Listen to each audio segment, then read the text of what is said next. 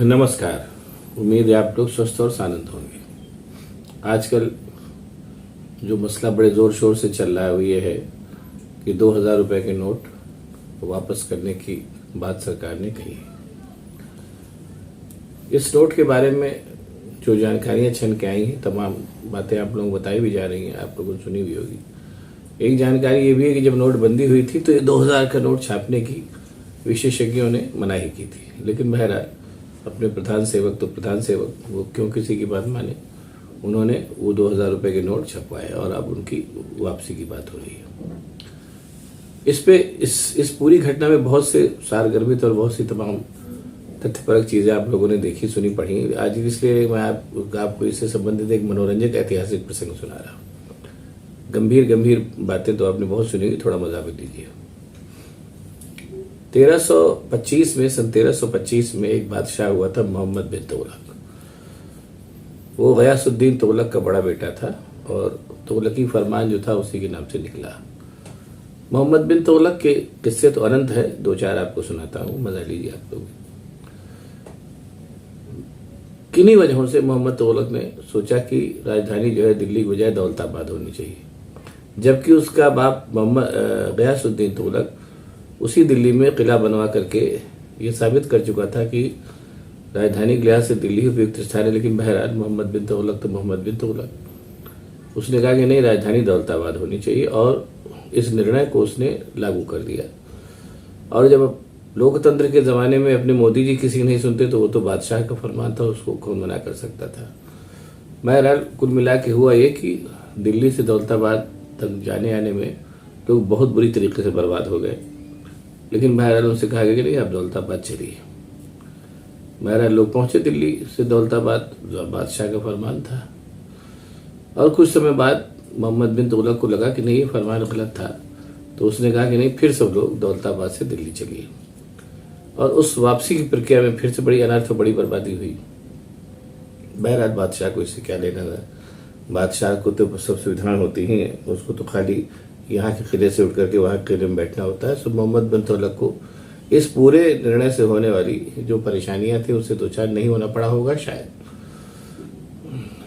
जैसे मैंने कहा कि मोहम्मद बिन तुगलक उसने ऐसे, वो मतलब ये एक नहीं तो मैं एक दो निर्णय बता रहा हूँ, उसके बारे में आप पढ़िएगा तो आपको ऐसे तमाम निर्णय मिलेंगे। और हाँ, एक चीज और, अगला किस्सा सुनाने के पहले मैं बता रहा हूँ कि वो अत्याचारी शासक भी बहुत है, जैसा लोग बताते हैं, इतिहास में लिखा पढ़ा मिलता है। और वो अत्याचार करने में उस जमाने में हिंदू मुस्लिम का विभेद होता था। लेकिन मोहम्मद बिन तुगलक इस मामले में कुल मिला के वो भी नायाब आदमी था कि अत्याचार करने में वो ये भी नहीं देखता था कि कौन हिंदू है कौन मुसलमान। वो हिंदू मुसलमान दोनों पर बराबर का अत्याचार करता था। और जैसे मैंने कहा कि बादशाह था तो कौन उसके खिलाफ खड़ा होता। बहरहाल फिर उसी तरीके का एक निर्णय उसमें मोहम्मद बिन तुगलक ने लिया कि ये हुआ कि साहब वो जो उस जमाने में सोने चांदी के सिक्के चलते थे, तो मोहम्मद बिन तुगलक ने कहा नहीं, सोने चांदी मुद्रा तो सांकेतिक चीज होती है। उसने कहा नहीं, सोने चांदी की मुद्रा की कोई जरूरत नहीं है, तांबे की मुद्रा चलाई जाए। तो साहब तांबे की मुद्रा चल गई। अब वो तांबे की मुद्रा जब चल गई तो भाई टकसाल से पता चला, जैसे मान लीजिए 1 लाख का मतलब तांबे का सिक्का निकला। और भाई लोगों ने जो था उस सिक्के की क्या नाम है, नकली सिक्के बना लिए। सोने चांदी के नकली सिक्के बनाने में तो दिक्कत आती, लेकिन तांबे का सिक्का तो जिसने चाहा बनाया। तो जैसे कुल मिला के ये मान लीजिए कि 1 करोड़ रुपए के सिक्के उसने जारी किए, सरकार की या बादशाह की टकसाल ने जारी किए, तो कुल मिला के 10 करोड़ के सिक्के तांबे के और लोगों ने जारी कर दिए। तो जाहिर सी बात है पूरी अर्थव्यवस्था भरभरा के बैठने लगी होती, सिक्के पता नहीं कहाँ पहुंच गए। तो बहरहाल मोहम्मद बिन तुगलक उसने कहा कि ठीक है, अब ये सारे सिक्के वापस कर लिए जाए, लोग तांबे के सिक्के दे जाए, उसके बदले सोने चांदी के सिक्के ले जाए। अब ये फरमान हो गया तो सब होने लगा, और वो सब लोग अपना तांबे के सिक्के दे गए और सोने चांदी के सिक्के ले गए। तो उसमें भी इस कदर सिक्के आ गए कि इतिहास में लिखा मिलता है कि जो तुगलकाबाद फोर्ट है दिल्ली में, इतने ज्यादा सिक्के इकट्ठे हो गए कि उनको वहीं पर बगल में फेंक दिया गया। और इतिहासकार बताते हैं कि कई सालों तक वो तांबे के सिक्कों का पहाड़ वहीं पर किले के बाहर पड़ा रहा। ये तो हुई एक बात। इस तरीके के बहुत से फैसले मोहम्मद बिन तुगलक ने लिए और अंत में हुआ है कि जनता उसे बिल्कुल त्राहिमाम कर उठी। और बहरहाल इस तरीके का मोहम्मद तुगलक जो था वो 1351 में उसकी मृत्यु हो गई। और इतिहासकार लिखते हैं कि इस प्रकार से करीब 25 सालों के बाद मोहम्मद तुगलक को अपनी प्रजा से और उसकी प्रजा को मोहम्मद तुगलक से मुक्ति मिल गई। थोड़ा हंसी में लिखी गई बात। आप अभी भी जाएं तो आपको तुगलकाबाद फोर्ट के सामने मोहम्मद बिन तुगलक की और गयासुद्दीन तुगलक की मकबरे मिल जाएंगे, आप देख सकते हैं। और मोहम्मद तुगलक जब मरा तो उसके मरने के बाद इस कदर अफरा तफरी और इस कदर क्या नाम है मिस गवर्नेंस का माहौल था कि कोई आदमी नया बादशाह बनने के लिए तैयार नहीं था। और बड़ी मुश्किल से मतलब लोगों ने उसका जो चचेरा भाई था फिरोज शाह तुगलक, उसको वो सीधा साधा बढ़िया आदमी था, तो सब लोगों ने उससे कहा, उसकी छवि भी एकदम निर्विवाद कायदे की आदमी थी, तो सब लोगों ने बड़ी मान मनोबल के साथ उससे कहा भैया तुम ही गद्दी बैठो। और मोहम्मद बिन तुगलक तो सब इस कदर मामला खराब कर गए, कोई गद्दी पे बैठने को राजी नहीं है।